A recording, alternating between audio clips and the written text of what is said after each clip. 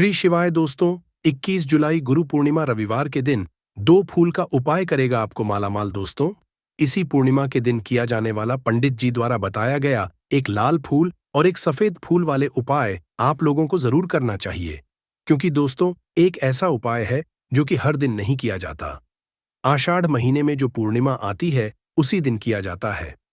अगर आप लोगों ने इस उपाय को नहीं किया है या किसी कारणवश नहीं कर पाए हो तो इस गुरु पूर्णिमा के दिन इस उपाय से मत चूकना दोस्तों। देखिए ये दिन इतना खास होता है, इतना महत्वपूर्ण होता है। देखा गया है कभी कभी बड़े बड़े पूजा पाठ अनुष्ठान से जो मनोकामना पूर्ण नहीं होती है वह आषाढ़ पूर्णिमा के दिन एक छोटे से करने से ही आपकी मनोकामना पूर्ण हो जाती है। और बहुत सारे लोगों ने इस उपाय को किया भी है और उनको इस उपाय को करने का फल भी जरूर मिला है। अगर आप लोग भी इस उपाय को इस पूर्णिमा के दिन करना चाहते हैं तो आप इस उपाय को पहले अच्छे से समझ लेना, सुन लेना, उसके बाद करना। आपको इस उपाय का फल जरूर मिलेगा, आपकी सभी मनोकामनाएं पूरी हो जाएंगी। दोस्तों हम आपको यहां पर बता दें कि यह जो एक लाल फूल और एक सफेद वाले उपाय है, ये उपाय पंडित जी ने अपनी अभी की सीहोर की कथा में ही बताया है। और इस उपाय को करने से आपके घर में चाहे किसी भी तरह की दुख और समस्या क्यों ना चल रही हो, आपको उसका कारण भी नहीं पता है कि दोस्तों ये समस्या किस कारण से चल रही है। उसका कुछ भी कारण हो सकता है, जैसे पितृदोष हो सकता है, काल सर्प दोष हो सकता है या किसी भी तरह का मंगल दोष भी हो सकता है। और भी बहुत तरह के दोष होते कुछ भी हो सकता है। पर आपको इस उपाय को करने के लिए अपने दोष को पता लगाने की भी जरूरत नहीं है। आपके घर में किस कारण से इतनी दुख और परेशानी आ रही है वह भी आपको पता लगाने की जरूरत नहीं है। बस रविवार पूर्णिमा के दिन इस उपाय को कर लेना, क्योंकि इसी एकमात्र उपाय को करने से आपके पूरे घर परिवार में सुख और शांति हो जाएगी। आपके घर में अच्छे अच्छे काम होने लगेंगे। आपकी जो भी मनोकामना वह भी धीरे धीरे करके पूर्ण होना शुरू हो जाएंगी। अब हम समझते हैं इस एक लाल फूल और एक सफेद फूल वाले उपाय को आपको करना कैसे है, किसको करना है, किस समय करना है और कैसे करना है। देखो उपाय बिल्कुल आसान है, बस समझने वाली बात है। ध्यान से समझिए, उसके बाद ही आप लोग जो है इस उपाय को जरूर कीजिएगा। सबसे पहली चीज हम लोग ये समझते हैं कि इस एक लाल फूल और एक सफेद फूल वाले उपाय इस आने वाली गुरु पूर्णिमा के दिन किसको करना है। तो देखिए इस उपाय को घर के सभी सदस्यों को करने की बिल्कुल भी जरूरत नहीं है। घर में से कोई एक मुख्य बड़ा सदस्य ही इस उपाय को करेगा, तो उस घर परिवार के सभी सदस्यों को इस उपाय को करने का फल मिल जाएगा। पर वो बड़ा सदस्य कौन होगा, कौन व्यक्ति इस उपाय को करेगा, तो यहां पर देखिए हम आपको बता दें। घर की जो बड़ी माताएं बहनें होंगी, घर की बड़ी माता में से कोई भी एक माता बहन इस वाले उपाय को कर सकती है अपने पूरे घर परिवार के लिए। घर में सभी सदस्यों को इस उपाय को करने की जरूरत नहीं है। मात्र घर की जो बड़ी माताएं बहनें हैं उनमें से कोई भी एक माता बहन इस वाले उपाय को करेगी तो उसके घर परिवार के पूरे सदस्यों को इस उपाय का फल मिलेगा। अगर किसी कारणवश माताएं बहनें घर में उपस्थित ना हो या वो इस उपाय को ना कर रही हो, कुछ दिक्कत हो, तो दोस्तों उस जगह पर फिर घर का कोई बड़ा व्यक्ति भी इस उपाय को कर सकता है। माताओं बहनों के कहने का मतलब ये था कि माताएं बहनें घर की लक्ष्मी होती हैं। जब घर की लक्ष्मी कोई उपाय करती है तो निश्चित ही भगवान शिवाजी बहुत जल्दी प्रसन्न होते हैं और उपाय का फल में बहुत जल्दी और बहुत बड़ा करके भी यहां पर देते हैं। तो आप लोग ये बात समझ गए होंगे। अब हम ये बात समझते हैं कि इस वाले उपाय को हमें करना किस समय है। एक लाल फूल और एक सफेद फूल के उपाय को हमें पूर्णिमा के दिन करना किस समय है। तो देखिए इस उपाय को करने का जो समय है, सुबह का समय भी है और शाम का समय भी है। अब देखिए यहां पर हम मुख्य रूप से सुबह का समय नहीं बोलेंगे, क्योंकि देखिए ये जो पूर्णिमा तिथि है और आप सभी लोग जानते हैं पूर्णिमा के दिन का प्रदोष काल का मतलब शाम का जो समय होता। इस दिन भगवान शिवाजी का सबसे प्रिय दिन होता है। तो आप लोग इस एक लाल फूल एक सफेद फूल वाले उपाय को सुबह समय भी कर सकते हो और शाम के समय प्रदोष काल में भी कर सकते हो। सुबह के समय अगर कर रहे हो तो 10 या फिर 11 बजे तक भी अगर उपाय करोगे तो भी आपको उपाय का फल मिलेगा। वही अगर शाम के समय कर रहे हो तो इस दिन जरूर शाम के समय का ध्यान रखना कि शाम के 6 बजे से लेकर 7 बजे के बीच में अगर आप इस उपाय को कर सकते हो तो बिल्कुल कर लेना, पूरी कोशिश करना। पर अगर किसी कारणवश इस समय के बीच में ना कर पाओ तो रात 8 बजे तक भी अगर आप उपाय को करोगे तो आपको उपाय का फल जरूर मिलेगा। ये बात आपको समझ आ गई कि आप इस उपाय को सुबह और शाम दोनों समय कर सकते हो। मतलब करना आपको एक ही समय है। घर में से किसी एक ही बड़े व्यक्ति को करना है, पर एक ही बार इस उपाय को करना है, दोनों समय नहीं करना है। आपको जो समय अच्छा लगे आप उस समय पर इस वाले उपाय को कर सकते हैं। तो चलिए जानते हैं इन विशेष उपायों के बारे में। उससे पहले जो भी मेरे दोस्तों, मेरी प्यारी बहनें आज चैनल पर पहली बार आए हैं या मेरी आवाज आज पहली बार सुन रहे हैं, अगर आप भी महादेव के सच्चे भक्त हैं तो वीडियो को लाइक और चैनल को सब्सक्राइब जरूर कर लें और कमेंट बॉक्स में लिखें हर हर महादेव, ओम नमः शिवाय। देखो, अब सबसे महत्वपूर्ण बात आती है कि इस उपाय को हमें करना किस लिए है। जैसा कि हमने अभी आपसे बोला कि इस उपाय को करने के बाद जीवन में बहुत सारी खुशियां आएंगी, आपकी मनोकामनाएं पूर्ण होंगी, आपकी धन की समस्या दूर होगी, आपकी पैसों की समस्या दूर होगी। अब देखिए, अगर आप लोग सोच रहे हो कि दोस्तों हमें अपना घर बनाना है, पर घर बनाने के लिए पैसा नहीं है, हमें गाड़ी लेना है, पर गाड़ी लेने के लिए पैसा नहीं है, हमें जमीन लेना है, पर जमीन लेने के लिए पैसों की कमी पड़ी, डीडीएच रही है। अगर ऐसी ही दिक्कत, परेशानी या किसी भी तरह की धन से जुड़ी हुई समस्या, ये पैसों से जुड़ी हुई समस्या अगर आपके जीवन में चल रही है, तो यह उपाय निश्चित ही आपके जीवन में बहुत सारे फल लाकर दे सकता है। इसीलिए अगर आपके घर में बहुत ज्यादा दिक्कत, समस्या, परेशानी चल रही है, धन से जुड़ी हुई, पैसों से जुड़ी हुई धन की बहुत ज्यादा कमी आ रही है, पैसों की बिल्कुल आवक नहीं हो रही है, तो दोस्तों आप लोगों को इस वाले उपाय को जरूर करना चाहिए। घर में से किसी एक भी बड़े व्यक्ति को अब इसमें करना क्या है, वो सबसे पहले हम लोग जान लेते हैं उपाय की सामग्री। हम लोग सबसे पहले जानते हैं कि इस उपाय में किस किस चीज की आवश्यकता पड़ेगी। तो देखिए, उपाय का नाम तो एक लाल फूल और एक सफेद फूल वाला उपाय है, पर इस उपाय में कुल मिलाकर 4 सामग्री हमें लगने वाली है, जो कि पंडित जी ने खुद सीहोर वाली कथा में बताया है। और जो हम आपको उपाय बताते हैं वो पंडित जी द्वारा बताए गए होते हैं।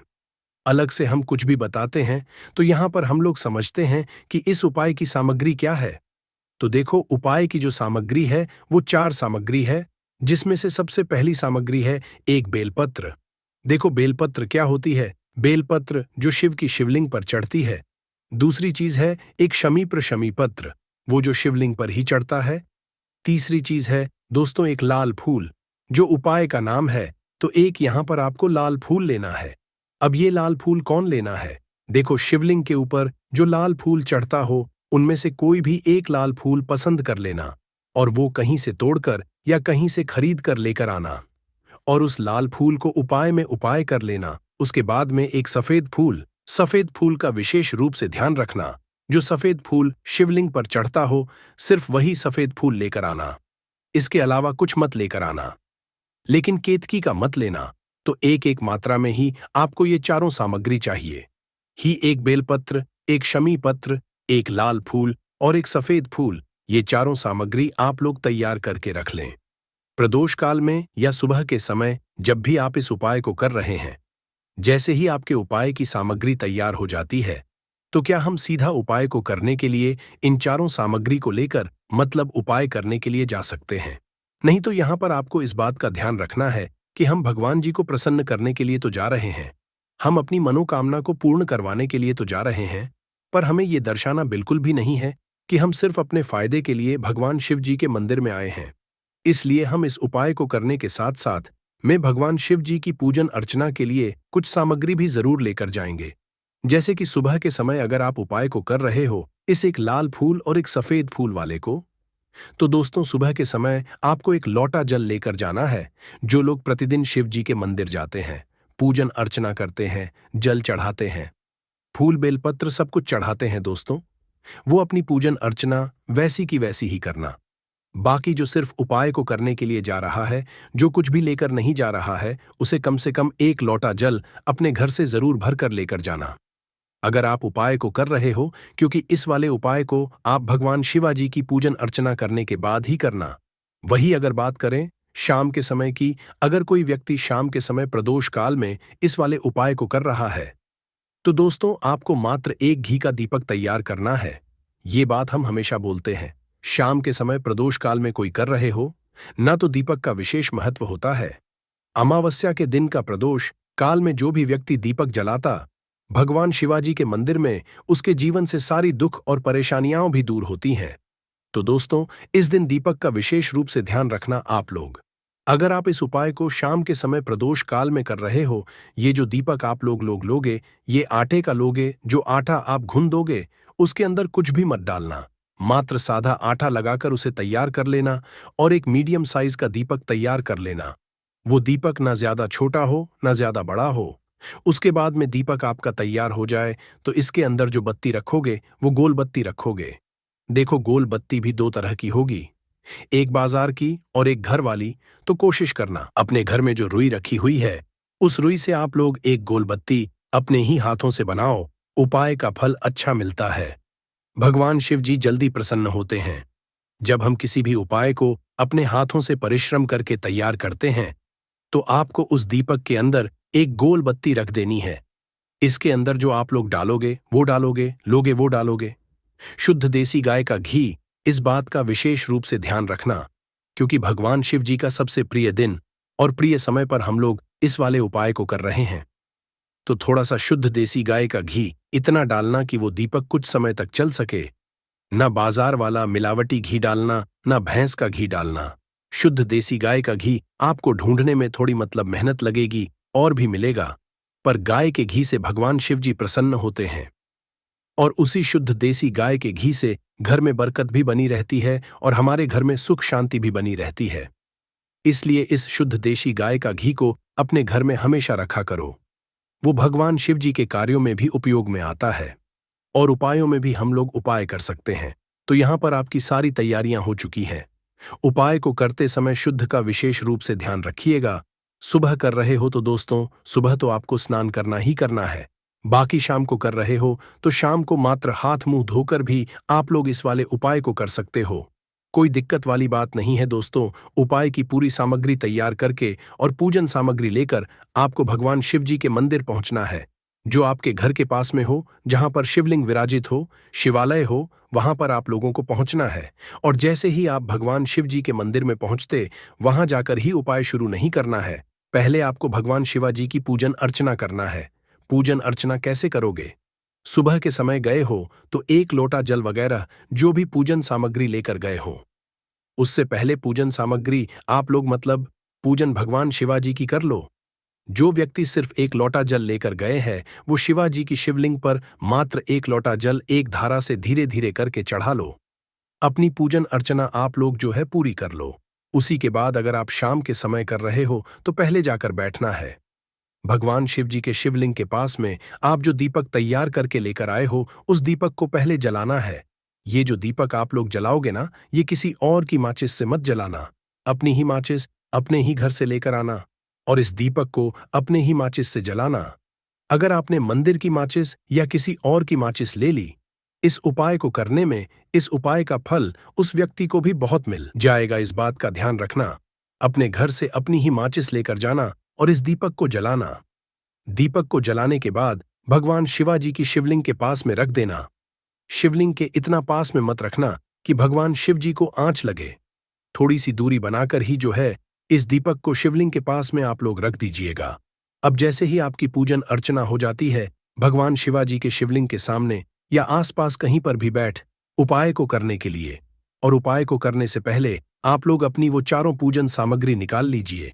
उपाय की जो सामग्री है वो निकाल लीजिए और भगवान शिवाजी के शिवलिंग के ऊपर एक माता अशोक सुंदरी जी का स्थान देख लीजिए।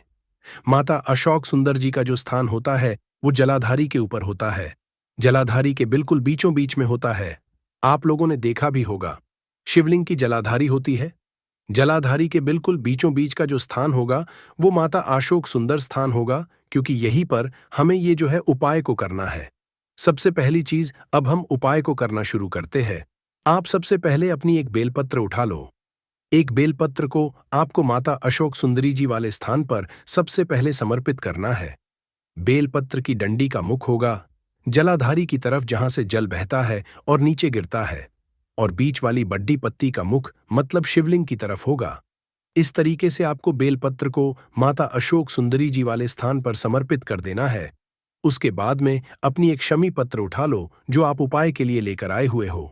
शमी पत्र को उठाकर शमी पत्र की भी जो डंडी का भाग होगा वो जलाधारी की तरफ करके, जहां से जल बहता है नीचे गिरता है उस तरफ करके, और पत्ती वाला भाग शिवलिंग की तरफ करके इस शमी पत्र को भी उस बेलपत्र के ऊपर आपको समर्पित कर देना है। समर्पित करने के बाद अब ले लो अपना एक लाल फूल जो आप उपाय को करने के लिए लेकर आए हुए हो। इस लाल फूल का जो खिला हुआ भाग होगा, चाहे वो गुलाब का फूल हो, चाहे कोई सा फूल जो शिवलिंग पर चढ़ता हो, दोस्तों उस फूल का जो खिला हुआ भाग होगा वो शिवलिंग की तरफ होगा।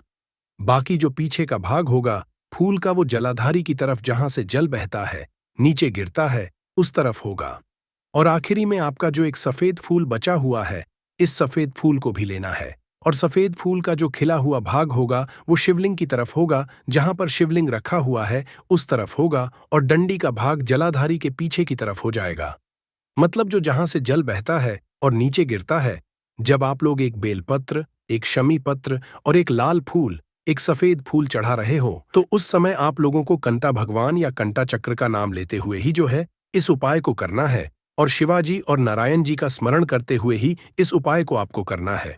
तो जब भी आप एक बेलपत्र, एक शमी पत्र, एक लाल फूल और एक कमी हो रही है, जो भी दुख और समस्या परेशानी चल रही हो, आपको अपनी वह दुख और परेशानी जो है भगवान शिवाजी से उपाय को पूरा करने के बाद वहीं पर पास में बैठकर बोल देना है, हाथ जोड़ के आंखें बंद करके अपनी परेशानी और श्री शिवाय का जाप करना है।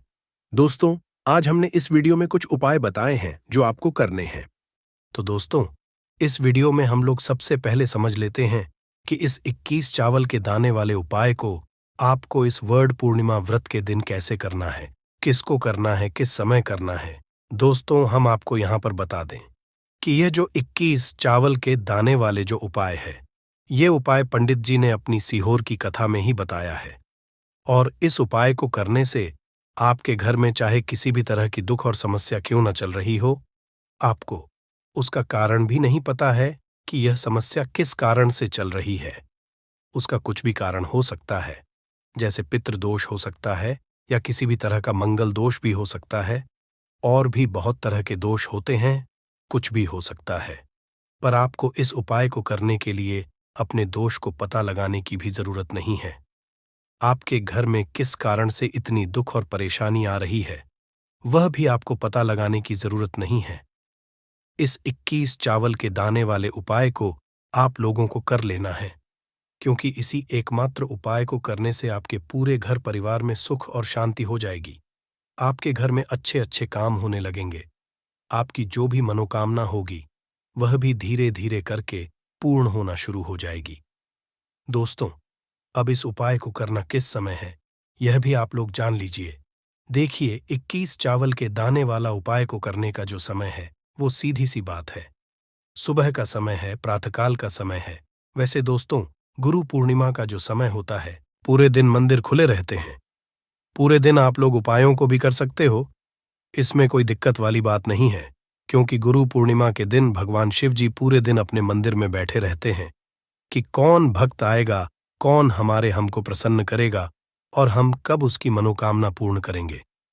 दोस्तों, दिन शिव जी इतना कुछ प्रदान करते हैं जितने की हम कभी कल्पना भी नहीं कर सकते हैं। इसीलिए आप लोगों को इस मौके को तो अपने हाथ से नहीं जाने देना चाहिए। तो अब हम समझते हैं दोस्तों, यह 21 चावल के दाने वाला उपाय को आखिर आप लोगों को करना कैसे है। देखिए, विशेष रूप से कोशिश करना, इस उपाय को आप गुरु पूर्णिमा के दिन सुबह सुबह कर लो। पर किसी कारणवश ना कर पाओ तो फिर थोड़े लेट भी कर सकते हो, है ना। और पहली मुख्य आपकी यही होनी चाहिए कि घर की जो माता बहन होती हैं उनमें से कोई एक यह वाला उपाय करे। मतलब कि अगर माता बहन उपस्थित ना भी हो तो उस स्थान पर फिर घर का कोई बड़ा जो पुरुष हो वह भी इस उपाय को कर सकता है। कोई दिक्कत वाली बात नहीं है, पर घर के सभी सदस्य को इस वाले उपाय को करने की जरूरत नहीं है। घर का कोई एक मुख्य सदस्य भी इस उपाय को करेगा तो इस उपाय को करने का फल उसके पूरे घर परिवार जरूर मिल जाएगा। तो देखिए, 21 चावल के दाने वाला उपाय है, तो सीधी सी बात है कि इसमें हमें 21 चावल की तो आवश्यकता पड़ेगी ही पड़ेगी। तो देखिए, 21 चावल के दाने आपने अपने घर में इस जगह पर रख दिए। फिर मान के चलिए आपके जीवन की गरीबी को, निर्धनता को दूर होने में समय नहीं लगेगा। साथ ही साथ आपके जीवन से गरीबी और निर्धनता हमेशा के लिए दूर हो जाएगी और माता लक्ष्मी का आपके घर में हमेशा वास होगा। तो देखिए, अगर आप भी अपने जीवन में परेशान हैं, अपने जीवन की गरीबी से, निर्धनता से, आज की वीडियो को आपको बिल्कुल भी स्किप नहीं करना है, क्योंकि आज की यह वीडियो आपके पूरे जीवन को बदल देगी और धन से जुड़ी समस्या आपके जीवन से हमेशा के लिए दूर हो जाएंगी। तो देखिए, आप सभी यह बात जानते हैं कि चावल, जिसे हम अक्षत बोलते हैं, देवताओं का प्रिय अन्न है। इसके बिना कोई भी पूजा, अनुष्ठान अधूरा होता है।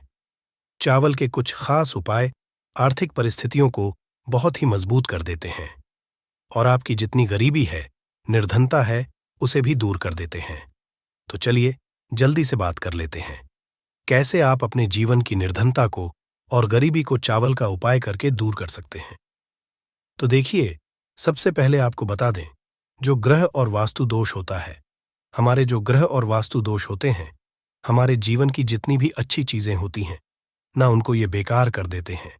कहने का मतलब है कि हमारे जीवन में सुख शांति भंग हो जाती है, हमारे परिवार क्लेश बढ़ने लगता है, माहौल जो होता है वह तनावपूर्ण हो जाता है और इसी के साथ साथ धन हानि हमेशा उस घर में होती है जहां पर कोई वास्तु दोष होता है या फिर आपके जो ग्रह होते हैं उनका संतुलन ठीक नहीं होता है, आपका कोई ग्रह कमजोर हो जाता है। तो देखिए, जब आपके घर में क्लेश होगा, आपके घर का जो माहौल है वो बेकार होगा, तो धन हानि उस घर में आती ही आती है जिस घर में लड़ाई झगड़े होते हैं, घर के लोग हैं वो आपस में लड़ते झगड़ते रहते हैं। तो चलिए जल्दी से बात कर लेते हैं। 21 चावल आपको अपने घर में कहाँ रखने हैं, कौन सा उपाय है, कैसे करना है, जिससे कि आपके जीवन में हमेशा धन भी आएगा, धन रुकेगा भी और आपके घर में माता लक्ष्मी का हमेशा वास होगा और घर की सारी निर्धनता जल्दी से जल्दी दूर हो जाएगी। तो उपाय को करने के लिए सबसे पहले आपको बता दें कि आपको 21 चावल के दाने लेने, ऐसे जो कहीं से भी टूटे हुए ना हो, खंडित ना हो। 21 चावल के दाने लेंगे और हल्दी के लेपन से, यानी हल्दी थोड़ी सी आप घोलें कटोरी में गाढ़ी गाढ़ी और उस हल्दी को उन चावलों के ऊपर लगाकर के उन चावलों को आप पीला कर लेंगे। तो आपके पास 21 चावल होने चाहिए पीले, जिनको आप हल्दी से पीला करेंगे। साथ ही साथ आपको एक लाल रंग का बहुत ही छोटा सा कपड़ा लेना है। तो अब आपने जो लाल रंग का एक कपड़ा लिया है, उस कपड़े के पर आपको क्या करना है, 21 चावल के दाने रखने हैं और इसकी एक पोटली बना लेनी है। गांठ लगा करके, कितनी गांठ, 2, 3, 4, इतनी ही गांठें आपको लगानी है। अब ये पोटली आपको माता लक्ष्मी के चरणों में अर्पित करनी है। आपके घर के मंदिर में माता लक्ष्मी की कोई मूर्ति है, कोई प्रतिमा है, उनके चरणों में आपको यह पोटली रख देनी है। एक देसी घी का दीपक जलाएंगे, लंबी बाती का। माता लक्ष्मी की प्रतिमा के आगे यह उपाय गुरु पूर्णिमा के दिन करना और शाम के समय में करना है। एक दीपक जलाएंगे, माता रानी की आरती करेंगे, लक्ष्मी जय माता लक्ष्मी या ओम महालक्ष्मी नमः इस मंत्र का जप कर लेंगे, या जय माता लक्ष्मी, जय श्री हरि विष्णु, इस तरह से आपको बोलना है और पूजा अपनी संपन्न कर लेनी है, पूरी कर लेनी है। इसके बाद आपको क्या करना है, जब आपकी पूजा को थोड़ा समय हो जाएगा, उसके बाद आपको वह पोटली उठाना है। इस पोटली को आपको अपनी तिजोरी में रखना है। जहां पर भी आप अपना धन रखते हैं, अपना रुपया रखते हैं, अपना पैसा रखते हैं, वहां पर आपको यह पोटली रख देनी है, माता लक्ष्मी और श्री हरि विष्णु से प्रार्थना करते हुए कि हे धन की देवी माता लक्ष्मी, कभी भी मेरे घर में धन की कमी मत होने देना और हमेशा आपका मेरे घर में वास रहे। श्री हरि विष्णु के साथ इस तरह से आपको प्रार्थना कर लेनी है और ये 21 चावल के दाने जो पीले आपने हैं, हल्दी से एक लाल रंग के कपड़े में बांधकर आपको अपनी तिजोरी में गुरु पूर्णिमा के दिन पूजा करने के बाद अपनी तिजोरी में उसी दिन गुरु पूर्णिमा के दिन ही रखना है। करके देख लीजिएगा, आपके घर की गरीबी और निर्धनता बहुत ही जल्दी दूर हो जाएगी। इसका रिजल्ट आप खुद देख लेंगे, तो बहुत ही अचूक उपाय है। देखिए, गुरु पूर्णिमा के दिन यह उपाय आप जरूर करें। तो देखिए, आपको बता दें कि कैसे चावल का यह उपाय आपके जीवन की निर्धनता और गरीबी को तुरंत के तुरंत दूर कर देगा। देखिए, चावल जो है ये चंद्रमा ग्रह का प्रतीक होता है, और अगर आपकी कुंडली में चंद्रमा ग्रह कमजोर हो गया है तो धन हानि हमेशा आपके जीवन में बनी रहेगी। इस उपाय को करने से आपकी कुंडली में चंद्रमा बहुत ही मजबूत हो जाएगा, जिसके बाद धन आना भी शुरू हो जाएगा। आपके घर में धन रुकना भी शुरू हो जाएगा और आपके हाथ में, आपके पर्स में हमेशा पैसा रुकेगा। तो चलिए, पहले उपाय की बात कर ली, अब जल्दी से बात कर लेते हैं दूसरे उपाय कि कौन सा है वो दूसरा उपाय जो कि आपको करना है गुरु पूर्णिमा के दिन ही। तो देखिए, अगर आपकी कोई ऐसी विश है, कोई मनोकामना है जो पूरी नहीं होती है, आप चाहते हैं कि आपकी वो विश, आपकी वह मनोकामना पूरी हो जाए और हमेशा आपके घर में खुशियां ही खुशियां आए, कभी भी आपके घर में कोई दुख कष्ट तकलीफ ना आए, तो आपको क्या करना है? आपको एक मुट्ठी अक्षत लेना है, ऐसा चावल जो बिल्कुल भी टूटा हुआ ना हो।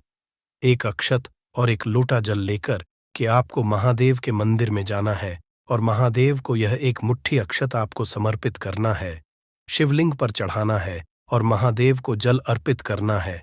उनकी शिवलिंग पर इतना उपाय अगर आपने कर लिया गुरु पूर्णिमा के दिन, आपके जीवन में हमेशा सुख समृद्धि का वास होगा, धन की वृद्धि होगी, माता लक्ष्मी का आपके घर में वास होगा और घर में कभी भी आपको अपने क्लेश देखने को नहीं मिलेगा। इतना अचूक है ये एक मुट्ठी अक्षत का। तो देखिए, दो उपाय की अभी तक हमने बात कर ली, अब जल्दी से बात कर लेते हैं तीसरे उपाय की। तो तीसरा उपाय जो आपको बताने जा रहे हैं, इस उपाय को अगर आपने गुरु पूर्णिमा के दिन कर लिया तो मान के चलिए, घर घर में गरीबी आपके चाहे कितनी भी ज्यादा हो, सर पे चाहे कर्जा हो गया हो, धन आपको लोगों से उधार लेना पड़ रहा हो, आपके घर का, आपके सर का सारा कर्जा दूर हो जाएगा। घर की सारी निर्धनता, गरीबी दूर जाएगी और आपके घर में माता लक्ष्मी का वास होगा। स्थायी रूप से, स्थायी रूप का मतलब है माता लक्ष्मी कभी भी फिर आपके घर को छोड़कर नहीं जाएंगी। तो बहुत ही सरल उपाय है। आपको करना क्या है? आपको गुरु पूर्णिमा के दिन क्या करना है? आपको खीर बनानी है। गुरु पूर्णिमा के दिन खीर बनानी है, और अगर आपके पास थोड़ा सा इलायची है तो आपको क्या करना है? वो इलायची खीर में डालनी है, उसके दाने खीर में डालने हैं। इससे क्या, इलायची की जो खुशबू है वो खीर में अच्छे से समा जाएगी और माता लक्ष्मी को जितनी भी सुगंधित वस्तुएं होती हैं, उन्हें वो सुगंधित वस्तुत्व में बहुत ही प्रिय होती है। माता लक्ष्मी स्वयं चलकर के उस घर में आती है। जो व्यक्ति सुगंधित कोई भी वस्तु का पाए, माता लक्ष्मी की पूजा में कर लेता है। तो जब यह खीर आप बनाएंगे शाम के समय में, अपने घर में पूजा करेंगे और माता लक्ष्मी को आपको यह इलायची वाली खीर अर्पित करनी है। ये इतना अचूक है, जो व्यक्ति इस उपाय को कर लेता है, उसके घर की निर्धनता चाहे कितनी भी बड़ी क्यों ना हो, उसके घर में चाहे कितनी भी गरीबी क्यों ना हो, उस बड़ी से बड़ी निर्धनता को और गरीबी को भी दूर होने में समय नहीं लगता है, क्योंकि इतना ज्यादा अचूक उपाय है यह इलायची वाली खीर का। माता लक्ष्मी समझो तुरंत की तुरंत प्रसन्न हो जाती है। जो व्यक्ति गुरु पूर्णिमा के दिन इलायची वाली खीर माता लक्ष्मी को अर्पित कर देता है, तो अगर आप कोई ऐसी विश है, मनोकामना है, धन से जुड़ी समस्याएं हैं, तो आप गुरु पूर्णिमा के दिन अपने घर के मंदिर में माता लक्ष्मी को खीर का भोग जरूर लगाएं। तो आज की वीडियो में बस इतना ही, बहुत अच्छे से उपाय आपको समझाने का, बताने का प्रयास किया है। अगर उसके बाद भी आपको कुछ पूछना हो तो आप कमेंट सेक्शन में पूछ सकते हैं। कमेंट सेक्शन में आपको लिखना है पूरी सच्ची श्रद्धा के साथ, जय माता लक्ष्मी।